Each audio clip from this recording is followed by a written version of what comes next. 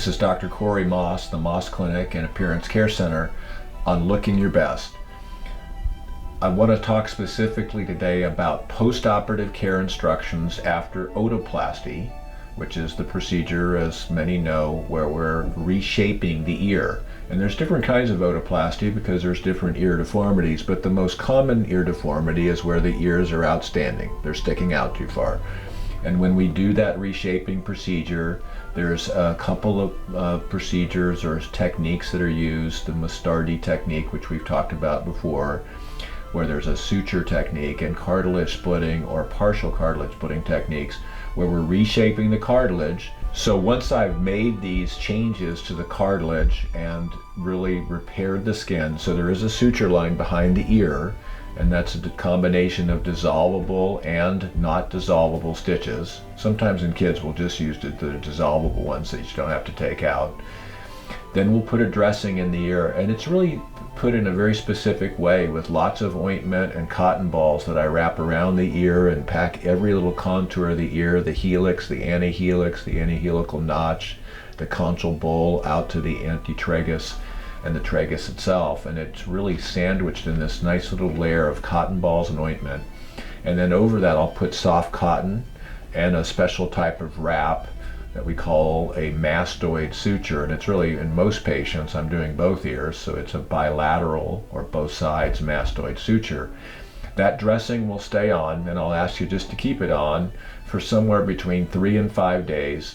Rarely is it longer than that. In some cases I might leave it on longer. And in some special situations where I'm concerned at all about the ear, I could even take it off the next day and replace it with a new mastoid dressing. Typically after that so there's nothing really to do while the mastoid dressing is on except keep your head dry. You can get in a quick shower, but you can't get it wet. And then once you're in and out of the shower, lather your body, you can get out quickly, rinse off, and that's really it. But the nice thing about this portion is there is no particular care that is involved by you. Icing won't help because the padding is thick, but the swelling itself is kept down by the way that I apply that mastoid dressing. There can be some discomfort after otoplasty, and we give everybody a little bit of pain medicine. I encourage people to use Tylenol if they can, because most pain medicines make people sick, or in some cases even agitated, especially little kids. And it's very common for me to do these in 6-year-olds, 6 to 10-year-olds, because it's the time when they're beginning to socialize, and having ears that really stick out can be psychologically difficult for teasing and the way kids that are starting to socialize behave. So the net on this is the mastoid dressing is the key after otoplasty. We leave it on 3 to 5 days. There's not much to do with the dressing except keep it dry. And if you need to take some Tylenol or something for the mild discomfort, which is not severe, that should be enough. After that 3 to 5 day period, when the mastoid dressing comes off, I have custom-made headbands that I give patients, and there's going to be one that you wear just like you'd wear a normal headband across the forehead and over the ear, and there's going to be another one that you wear under your chin and over the top or vertex of your head, so they crisscross right at the ear. And typically I'll ask you to use a little bit of cotton or some gauze sponges that I'll give you behind the ear, so there's very light pressure but not too much, a little bit of padding behind the ear. And I like patients to wear those as much as they can for the first 7 days, and then in the nighttime only in the second week after surgery. You can take them on and off. After the dressing's off, you can take a shower. You can't take a bath. You can't get in any hot tubs or spas or saunas or steam rooms, or there's all these weird bacteria. But you can take a shower. You can wash your hair and wash the wound.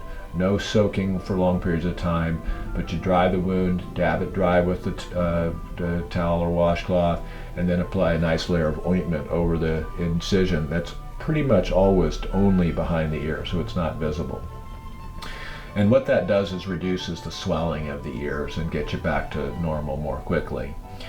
So in summary, otoplasty recovery is pretty simple. There is a period of time where you're wearing this mastoid dressing, which is something that you really can't get around. And so for adults that do otoplasty, it's something you really do have to plan, because the mastoid dressing needs to stay on for at least 3 days, and then I want you to wear the headbands that I described for you for at least the first week of surgery to reduce the swelling, but also to reduce the risk of getting a collection of blood underneath the skin that's called a hematoma, which can cause a lot of pain and even put you at risk for infection after otoplasty, which is something we don't want to see. Finally, the use of medications afterward. I mentioned pain meds, which can be used as needed. Typically Tylenol is enough. I tell people to avoid aspirin, Aleve, Advil, and the other non-steroidal anti-inflammatories that can cause platelet aggregation inhibition. In other words, make it more likely for you to have bruising or bleeding for at least 2 or 3 days afterward. And we do offer Synec, homeopathic Arnica montana, for our patients. It does seem to help with the bruising clearance. And otherwise, it's just the antibiotic that we use in the post-operative period. And again, that's really to reduce the chances that you get some nosocomial, some inadvertent infection at home from touching something and touching your ears, particularly after that mastoid dressing is removed. If you have any questions about pre- and post-operative care after otoplasty or the correction of outstanding or misshapen ears, don't hesitate to write me at drmaas.com. You can send pictures or videos if you have questions specifically. And in the end, your ears should be back to about 15 degrees from the scalp, posterior scalp. 15 to 30 is what we consider normal. We don't want them plastered against your head, and we don't want them sticking out beyond 30, and anywhere in that 15 to 30 degree range is considered a good angle between the ear and the back of your scalp. This is Dr. Maas on Looking Your Best.